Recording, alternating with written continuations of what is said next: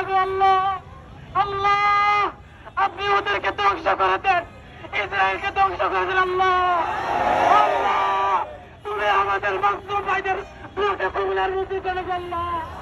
আল্লাহ আজকে বীরপুর 10 নম্বর স্বাধীনতা চত্বর থেকে দোয়া করতেছি। আমি